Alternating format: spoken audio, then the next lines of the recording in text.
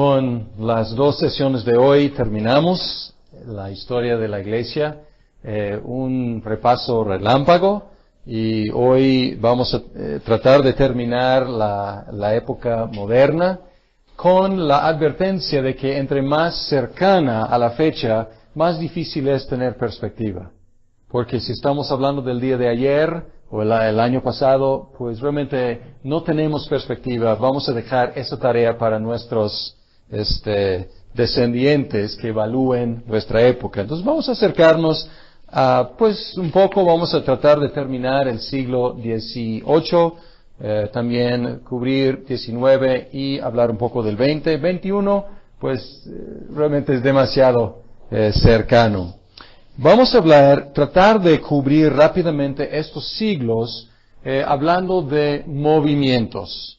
Grandes movimientos en estos tres siglos. Ya empezamos hace 8 días el siglo XVIII, entonces seguimos en el siglo XVIII con un movimiento que fue una revolución, pero la revolución industrial, que empezó en Inglaterra y luego en el siglo XIX se contagió en todo lo que era Europa y las colonias, sobre todo de Norteamérica.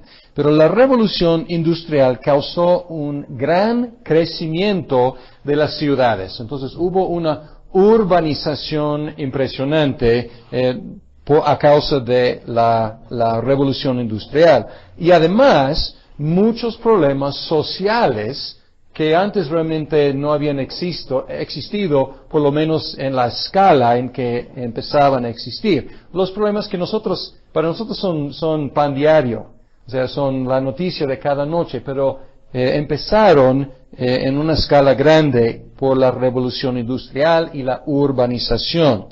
La condición de vida, la vida de millares de trabajadores eran terribles, y las iglesias respondieron con caridad y promovieron cambios sociales para mejorar estas situaciones. Entonces, en el siglo XVIII, la respuesta fue la respuesta de la iglesia. Vamos a ver que esto cambió en el siglo XIX, pero la iglesia fue la que respondió para ayudar.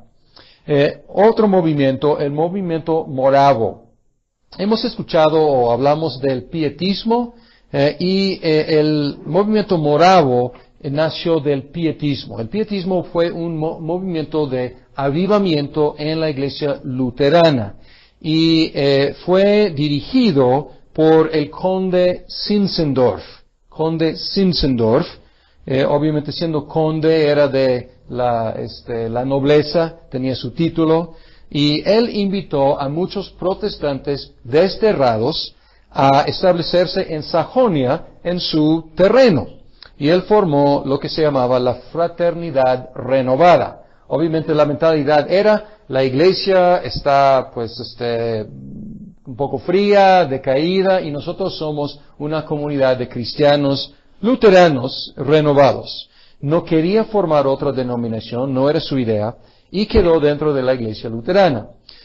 Sin embargo, hubo luego un desacuerdo con la iglesia y con el gobierno también, y Zinzendorf fue desterrado por más de 10 años. Se formaron formalmente como la Unidad de los Hermanos. Sin embargo, casi siempre se llaman los moravos. Y oficialmente en 1742 como la Unidad de los Hermanos. Y ellos demostraron celo misionero, enviaron muchos misioneros a muchos diferentes países, y también ellos influenciaron en la conversión de los hermanos Wesley. Y ahora esto introduce a Juan y Carlos Wesley. Entonces los moravos ayudaron en su conversión, y ellos se convirtieron ya siendo ministros de la iglesia de Inglaterra, y ya siendo misioneros para la colonia de Georgia. Y ahí fueron un gran fracaso, pero en el barco ellos encontraron algunos moravos. Y hubo una gran tempestad en el barco, o en el mar, y Juan Wesley estuvo aterrorizado. Y él encontró a estos moravos ahí cantando himnos. Y fue impactado y él dijo, pues, ¿cómo es posible? Yo estoy con miedo de la muerte y estos cantando. Y él dijo, yo fui a las colonias para salvar a los indígenas, pero ¿quién me va a salvar a mí? Y luego fue regresando a Inglaterra, un misionero fracasado, y él entró en una reunión de los moravos y ahí estuvieron estudiando, leyendo la introducción de Martín Lutero a la carta de los romanos. Y ahí escuchando, Juan Wesley, el ministro, el misionero, fue convertido. Y su hermano también, y su amigo Jorge Whitefield. Todos ministros en la iglesia de Inglaterra. Juan y Carlos eran arminianos y Whitefield era muy calvinista. Muy buenos amigos, pero no estuvieron de acuerdo con este punto de la soteriología. Juan era predicador y administrador. Carlos, pastor y autor de más de 7,000 himnos, algunos de los cuales cantamos en nuestras iglesias. Y debo mencionar que en los himnos de Carlos no se ve mucho su arminianismo, suena mucho más como calvinista cuando está adorando a Dios, pero pues suele pasar con los arminianos en sus puntos de adoración, reconocen que Dios es el autor y el único autor de la salvación. Y Whitefield era un evangelista y gran predicador. Y él también, Whitefield, ayudó en lo que llegó a ser el gran avivamiento. Entonces, vamos a terminar con el metodismo y luego hablamos del gran avivamiento. Ellos empezaron a predicar y luego ellos eran demasiado entusiastas y eran tachados como fanáticos. Y muchas de las iglesias de Inglaterra cerraban sus puertas a Whitefield y a los Wesley. Entonces ellos, ahí con su vestimenta de la iglesia de Inglaterra, salían a predicar al aire libre a los mineros, a los campesinos, a los trabajadores, y era algo, nuevo, y no era, desde la perspectiva de la iglesia de Inglaterra, no era propio.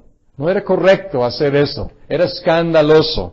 Sin embargo, muchos los escucharon y organizaron a sus simpatizantes en clases para el discipulado, bajo lo que llamaban superintendentes, que llegaron más adelante a llamarse obispos. Entonces ellos eventualmente, siguieron con el gobierno de la Iglesia de Inglaterra, de los obispos, pero empezaron con superintendentes. Con la independencia de los Estados Unidos o de Norteamérica, que llegaron a ser los Estados Unidos, la Iglesia Metodista Episcopal fue formada y después la Iglesia Metodista en Inglaterra. Pero ellos murieron como ministros de la Iglesia de Inglaterra. Entonces, después se independizó en otro movimiento metodista. Y el nombre metodista fue por el estilo de sus clases de discipulado. Eran muy metódicos. Entonces, por eso, pegó ese nombre. Los metodistas no solamente evangelizaron a millares de personas, sino también se dedicaron a resolver los problemas sociales con mucho fervor. Y hablando de fervor, vamos a hablar del gran avivamiento. Estamos viendo un patrón aquí. Buena teología en las iglesias, pero enfriamiento. En la iglesia luterana, entonces un movimiento pietista de los moravos. En la iglesia de Inglaterra, un movimiento de avivamiento por los Wesley y por Whitefield. Ahora en los Estados Unidos, no es Estados Unidos todavía, es las colonias de Nueva Inglaterra, y buena teología de los congregacionalistas, que eran calvinistas con una teología muy reformada, pero también un enfriamiento, poco interés en las iglesias, baja asistencia, los presbiterianos en Nueva Jersey, y Jonathan Edwards fue un predicador en Massachusetts, congregacionalista, y él, algunos lo admiran como una de las mentes más brillantes de América y uno de los teólogos más brillantes de toda la historia de la iglesia cristiana. Y él, predicando en su iglesia, empezó a predicar una serie sobre la justificación por medio de la fe. Y la gente se empezó a interesar y empezó a responder, estos pues, todos bautizados, todos pues aparentemente cristianos, empezaban a convertirse.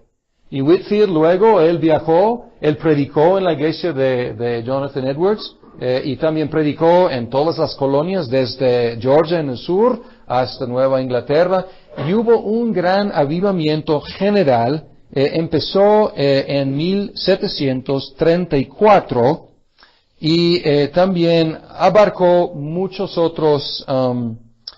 Debo mencionar que no inició con Jonathan Edwards, brincó un punto importante.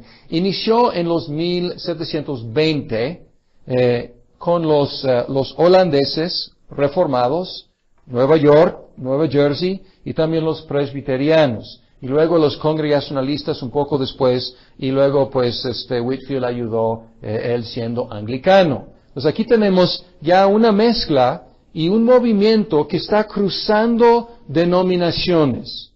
Y mucha gente empezó a mostrar evidencia de una conversión genuina y fruto de la fe. Y el movimiento del Espíritu contagió a todas las denominaciones. Whitefield visitó en 1740, entonces ya tenemos 1720 empezó, Jonathan Edwards 1734 y luego Whitefield en 1740, y por 6 semanas predicó a multitudes en las colonias. Y él era bajito, él era delgado, pero tenía una vocesota que podría alcanzar y al aire libre miles de personas, impresionante.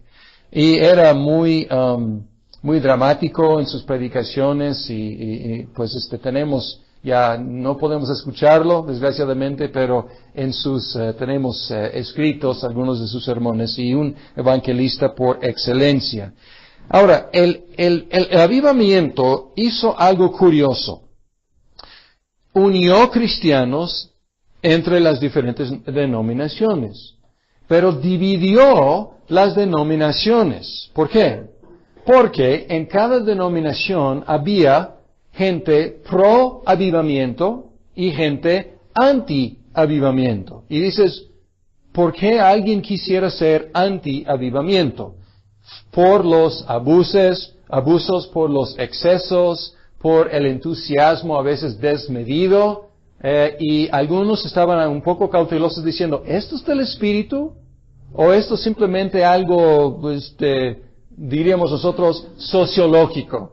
¿Esto realmente es un avivamiento o es algo ficticio? Y Jonathan Edwards, siendo el teólogo que era, él se dedicó a escribir unos libros acerca de qué es un avivamiento verdadero y cómo puede uno distinguir entre una verdadera obra del Espíritu y una imitación. Pero curioso, ya hay un movimiento interdenominacional, pero las iglesias, las denominaciones entre sí, o sea, dentro de sí, están empezando a dividirse. Y los presbiterianos tenían su lado, se llamaba el lado nuevo y el lado, pues no era muy creativo, ¿no? El lado nuevo y el lado antiguo. Entonces, se dividieron y ahí eran los nombres de los partidos. Pero podemos ver algo que es hasta la fecha. Las denominaciones empezando a cooperar, pero las denominaciones, o sea, dentro de sí, con diferentes partidos. Y hasta la fecha, y nació aquí. Mucha actividad misionera surgió del gran avivamiento, y no solamente misionera dentro de las colonias, sino también a otros lados.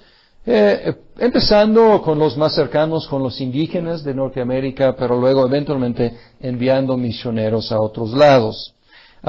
El enfoque estaba menos en las iglesias y más en las organizaciones paraeclesiásticas.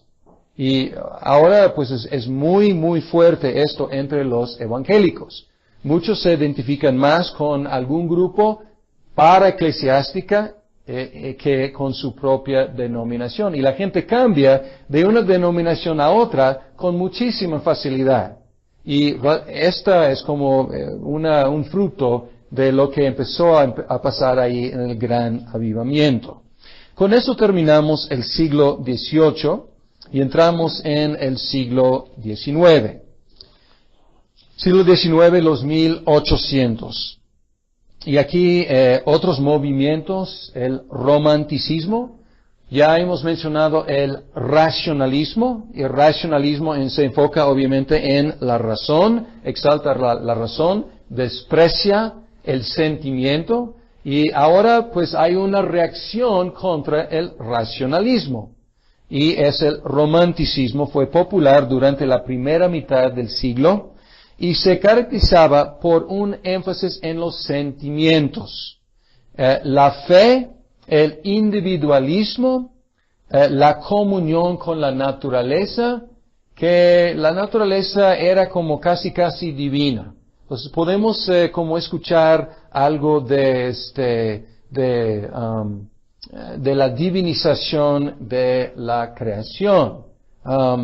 Y como dije, reacción contra el racionalismo es un movimiento vago. O sea, es un poco difícil decir exactamente qué es porque es muy de los sentimientos.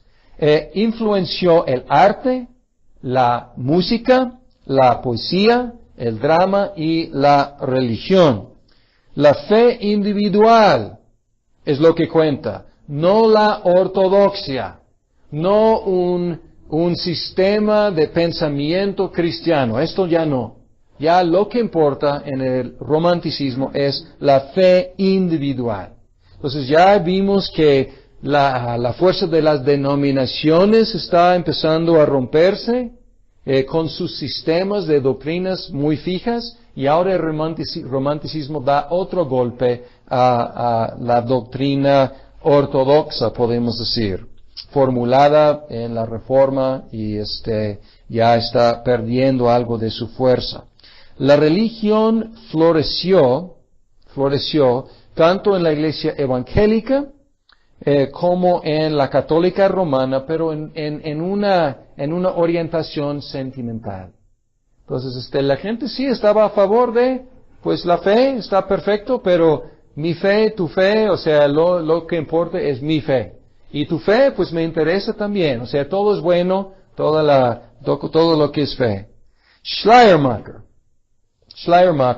es un nombre importante en el romanticismo, aunque él no diría yo soy un romántico tanto, pero él como era un movimiento vago que abarcaba muchas cosas, pero él dio una nueva definición a la religión.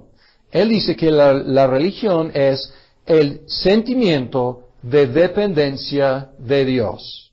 Y no discutimos que es parte de, obviamente, parte de la fe, la fiducia, es sentimiento de dependencia de Dios. Pero él decía, esta es lo que es la religión.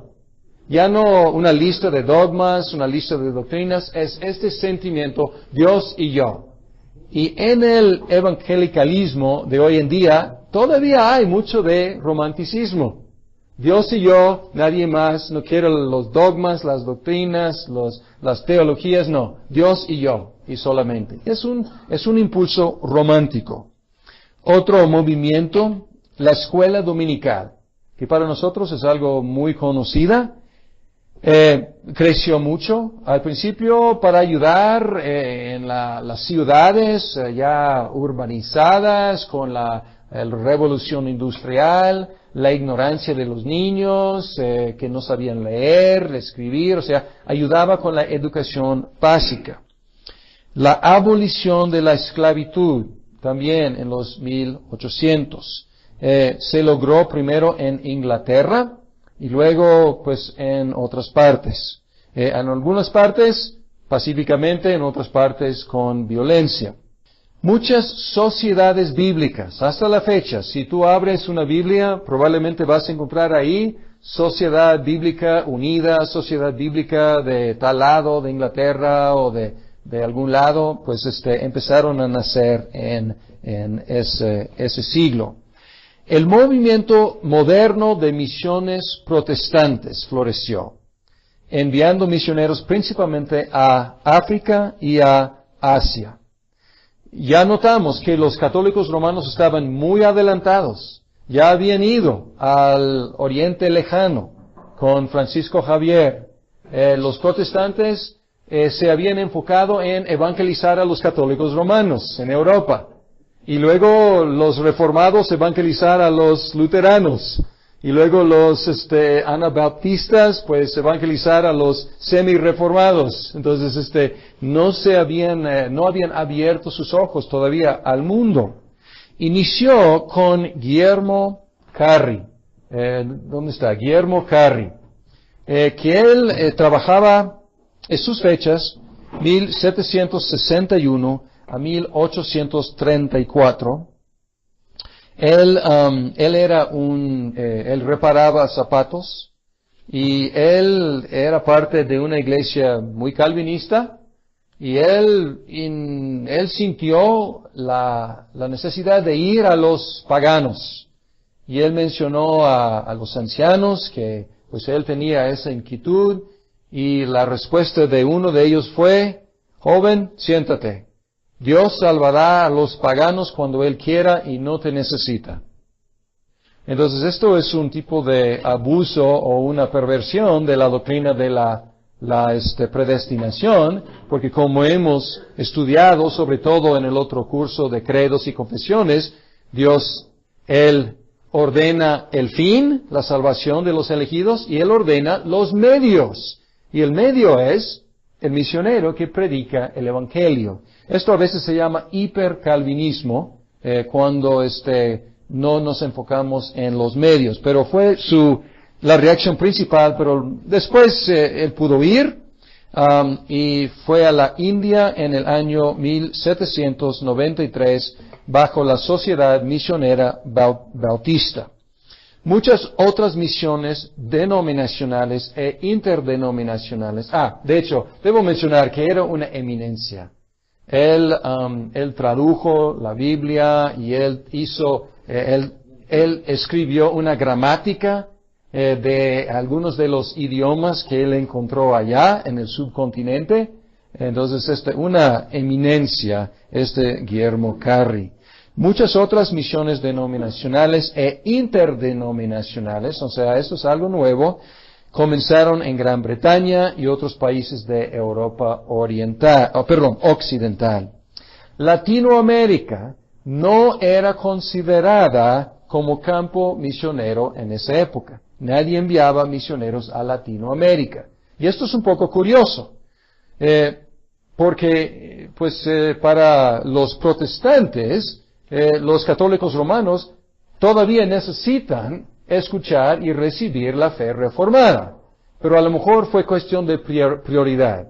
O sea, los católicos romanos obviamente mucho más cercanos, compartiendo lo básico de la fe cristiana, y los paganos en África y en India, en Asia, pues ellos están lejísimos, vamos primero con ellos. La revolución industrial que había empezado en Inglaterra ya llega al continente y también pues a América. Las ciudades crecieron y ahora la vida, y esto es algo por primera vez en la historia, la vida ya no se regulaba por las estaciones del año, por la salida y el ocaso del sol. Pues ya la fábrica está empezando a regular el ritmo de la vida y es algo nuevo en la historia del mundo. Las nuevas invenciones se multiplicaron, pero la vida del trabajador era muy difícil y ahora nacieron los sindicatos y los programas del gobierno. ¿Se acuerdan? que en Inglaterra, ¿quiénes respondieron primero para ayudar? Los cristianos, las iglesias. Ahora, este acto o este movimiento de misericordia ya no es eclesiástico, ya es del gobierno y de los sindicatos. Entonces ya ellos se encargaron pues, el ministerio, podemos decir, de caridad y de ayudar con problemas sociales. Otra cosa que pasó es el domingo, el día del descanso, se convirtió más y más en día de diversión, cosa que tenemos hasta la fecha. O sea, el día, pues muchos se encuentran difícil asistir a la iglesia porque es día para pues todos los partidos y los juegos, etcétera. El materialismo invadió porque ya hay trabajadores, muchos trabajadores, no podemos ir ganando bien, pero ganando, y ellos están fabricando muchos productos, invenciones, ya hay más y más cosas, hay más y más productos para consumir. Y pues entonces el consumismo empezó, el materialismo, hablando de un afán por amontonar cosas producidas por las grandes fábricas. Y la sociedad se tornó más y más secularizada, porque está enfocada ya no en el espíritu, está enfocada más y más en las cosas, los productos de la industrialización.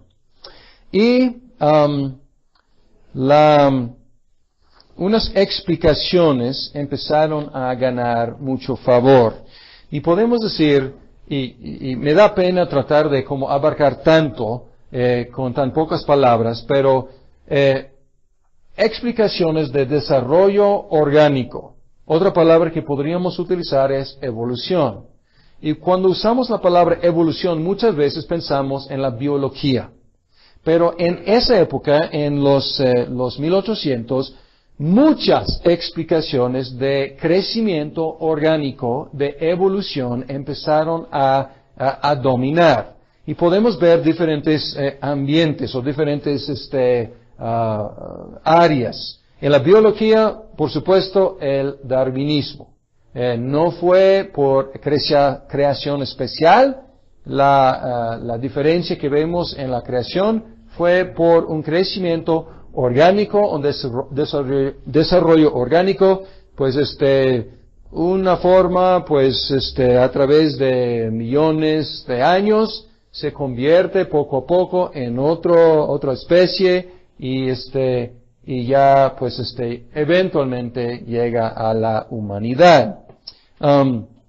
Pero es muy parecida esta explicación a lo que estaba pasando en la religión, la crítica alta. Y aquí debemos distinguir entre crítica baja y crítica alta. ¿Qué quiere decir?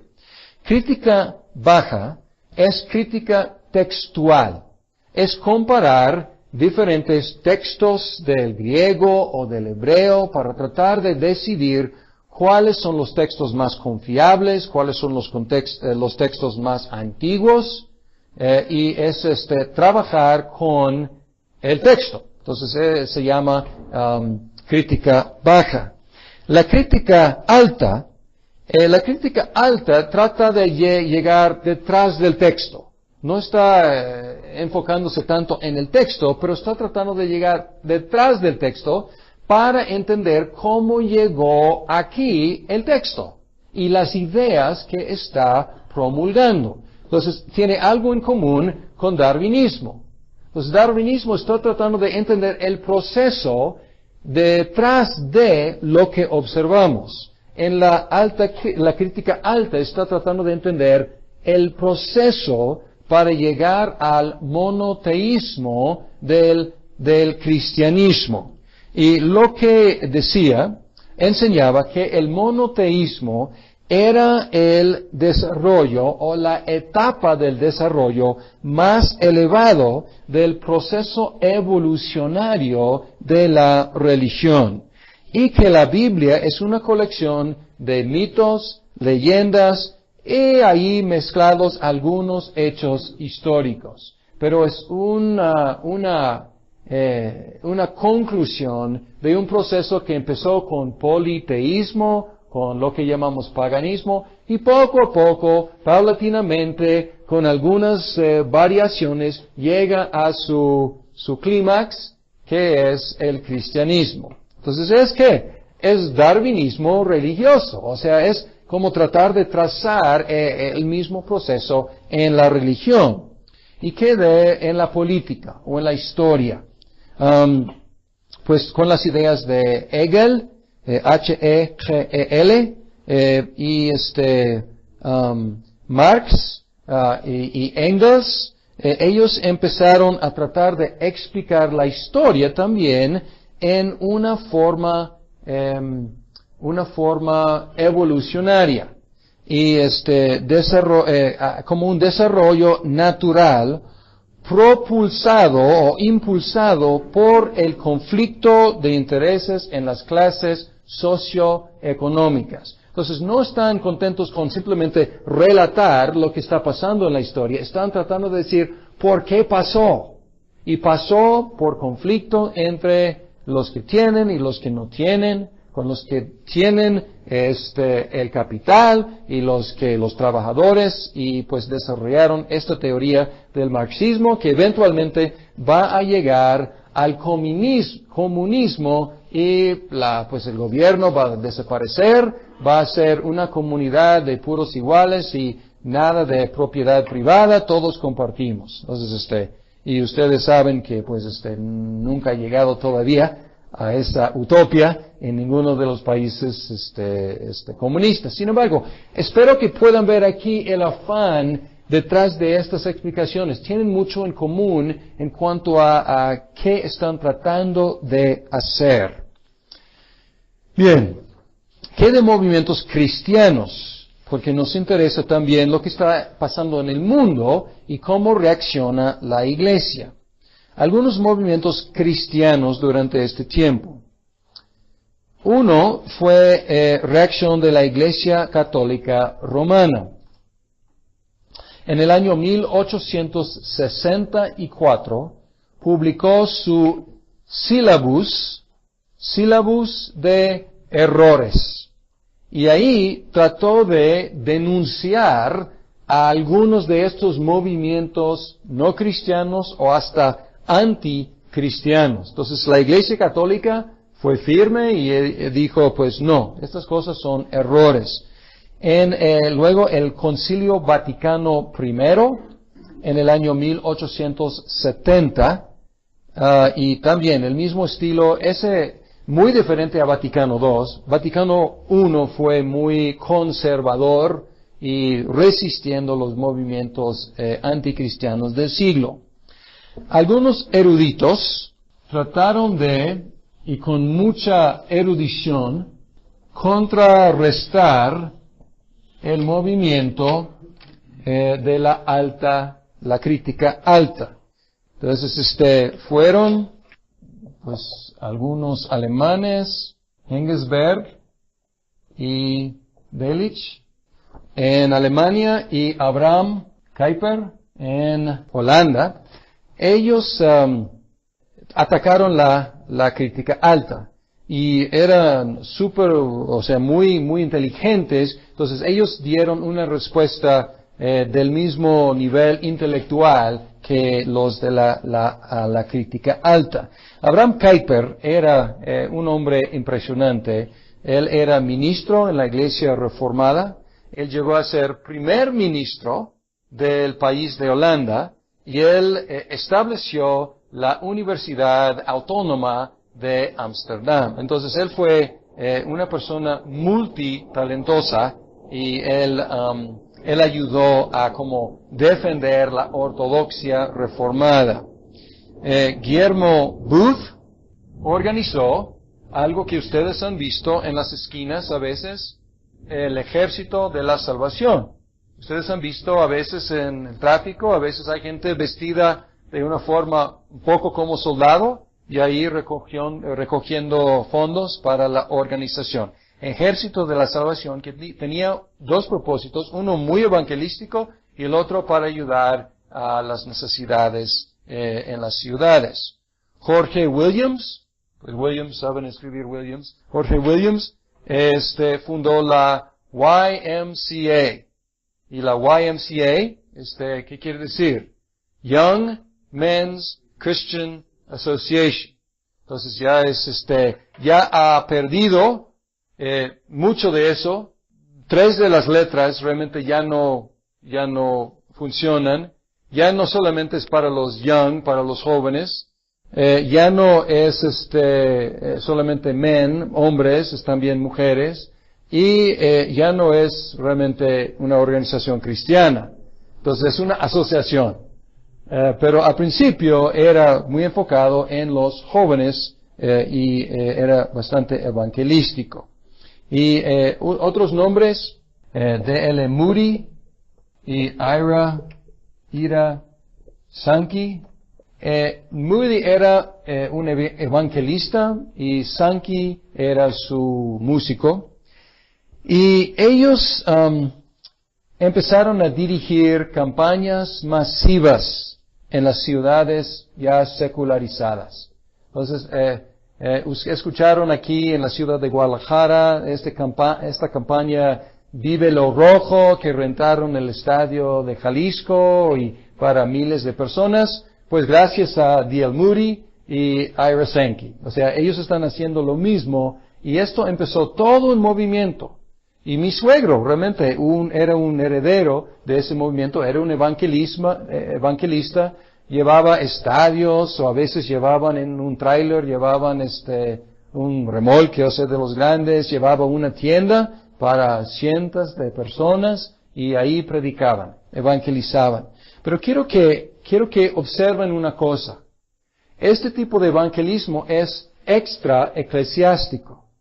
La evangelización ya no es parte de la iglesia, actividad de la iglesia, es una actividad de una asociación, como la YMCA, o como el Ejército de la Salvación, o como el ministerio de Moody. Diferente a ellos, Spurgeon, C.H. Spurgeon, él era de la misma época, y él tenía comunicación con Moody. Él era pastor y él hacía su evangelización, su obra de caridad. Sí, él tenía un orfanatorio, él tenía en Londres, un inglés, un bautista, una iglesia de más de 6,000 personas. Y podemos imaginar, o sea, para nosotros una iglesia de 6,000 personas es bastante grande. Pero hoy en día hay mega iglesias de 6, de 10, de 20, pero imagínense en los 1800, una iglesia de 6,000 personas era cosa extraordinaria. Y él tenía colegio para ministros, orfanatorio, una revista y muchos otros ministerios en Londres. Los diferentes, Spurgeon, como Moody, él hacía su trabajo como pastor dentro del contexto de la iglesia. Vamos a hablar un poco ahora de Latinoamérica, cómo las ideas protestantes empezaban a llegar en los 1800 a Latinoamérica. Las ideas de la Revolución Francesa por fin penetraron a Latinoamérica en el siglo XIX. Y a pesar de los esfuerzos en contra por parte de la Inquisición, o sea, no era algo que era muy bienvenida, la idea revolucionaria, pero pues llegó. La idea de la libertad religiosa empezó a considerarse y los países ganaron libertad política de España. Pues ustedes saben que en muchos países, incluyendo a México, en los 1800, ganaron su independencia de España o de Portugal. Bien, el Papa tuvo que romper con el Real Patronato. El Real Patronato daba autoridad a los reyes de España. Tuvo que romper con eso y tuvo que reconocer las nuevas naciones. porque obviamente el Papa quería conservar, bajo el catolicismo romano, las naciones recién nacidas, recién independientes, y no quería ser simplemente el apoyador del colonizador que era España. La época colonial había dañado mucho la reputación de la Iglesia romana. Las ideas liberales, el racionalismo y el romanticismo provocaron una actitud anticlerical. Y podemos ver esto hasta la fecha aquí en México, que hay mucho fervor, mucho amor por la Iglesia Católica Romana. Al mismo tiempo, muchas veces no hay mucho respeto por el clero. Y entonces esto es como una tensión que hasta la fecha existe, pero nació en la época de la colonización y la conquista. Conquista debo decir, y luego colonización. Las nuevas naciones declaraban su lealtad con la Iglesia romana, pero el comercio las puso en contacto con naciones mayormente protestantes. Entonces el comercio empezó a abrir sus ojos a otra cosa. Se dieron cuenta de su propio retraso económico. Cuando empezaron a tener contacto de negocios con los Estados Unidos o con Inglaterra o Holanda y países tradicionalmente protestantes que estaban mucho más adelantados económicamente, mucho más prósperos. Entonces ellos buscaron inmigración protestante para ayudar con el progreso económico del país, porque se dieron cuenta de que los protestantes sabían ganar dinero, sabían ser prósperos. Y este contacto el primer contacto ayudó a como disminuir las ideas equivocadas que ellos tenían acerca de los protestantes, porque no conociendo ningún protestante, y los protestantes perseguidos por la Inquisición, pues para toda Latinoamérica eran monstruos, pero luego encontraron que primero eran monstruos prósperos y luego que no eran monstruos. Entonces empezaron a caer un poco ese prejuicio contra los protestantes. Y algunos de estos protestantes llegaron con su capitalismo y llegaron también con sus Biblias. Y empezaron a distribuir Biblias en Latinoamérica. Después del año 1850, las denominaciones empezaron a enviar misioneros a Latinoamérica. Hasta el año 1925, la obra progresaba lentamente. Entonces, 75 años de progreso muy, muy lento, por falta de misioneros y por oposición de la Iglesia romana. Y en algunos países era como ilegal, o sea, porque la iglesia estatal, la iglesia oficial, era la Iglesia Católica Romana todavía. Entonces, durante este tiempo, los pocos evangélicos que había desarrollaban una mentalidad de persecución y una mentalidad de inferioridad. Y si pueden conocer y tener el privilegio de conocer algún evangélico mayor, o sea, muy mayor, él o ella puede contar historias de persecución activa, de mártires protestantes matados por católicos, diríamos, fanáticos, y empezaron a desarrollar, y se puede ver a veces en generaciones mayores, como una mentalidad de castillo, ¿no? Nosotros nos metemos aquí y subimos las bardas y nos quedamos aquí porque todo el mundo está en contra nuestra. Luego, después del año, o desde el año 1925, los evangélicos han crecido enormemente, especialmente en ciertos países. México no es uno de los países con más crecimiento. Otros países han tenido mucho más crecimiento, algunos países de Centroamérica y recientemente Brasil y algunos países de Sudamérica. ¿Y por qué? 3 factores. Un factor es crecimiento nativo.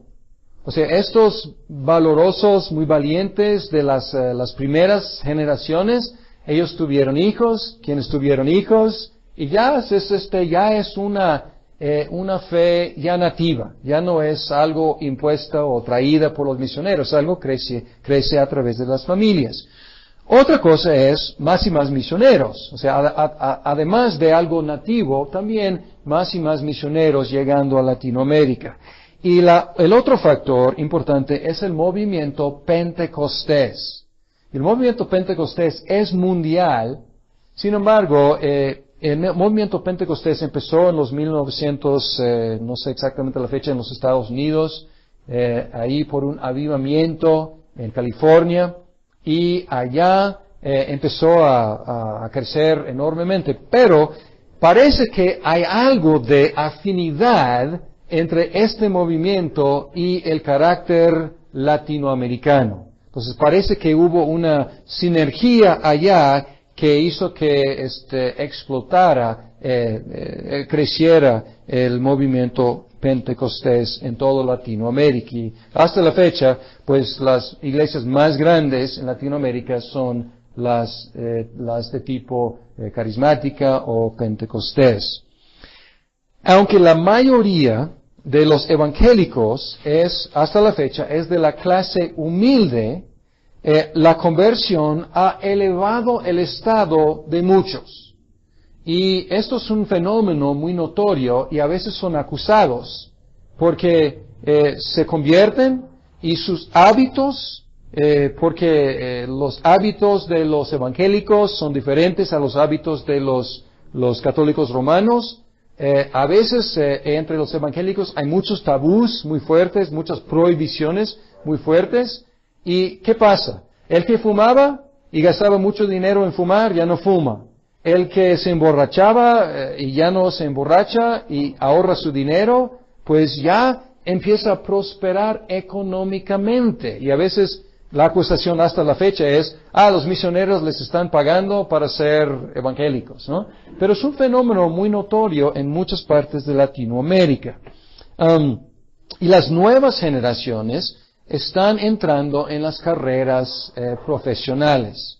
A lo mejor abuelo, y esto es general en la sociedad latinoamericana, pero entre los evangélicos es muy marcado. A lo mejor abuelo terminó la primaria, y papá la secundaria, la prepa, y luego la siguiente generación, pues una carrera técnica o no sé qué, y luego ya pues muchos evangélicos asistiendo a las universidades, que por un lado pues pueden tener mucha influencia en la sociedad, por el otro lado es un gran reto para la iglesia preparar a los jóvenes para que puedan interactuar a ese nivel en las profesiones universitarias.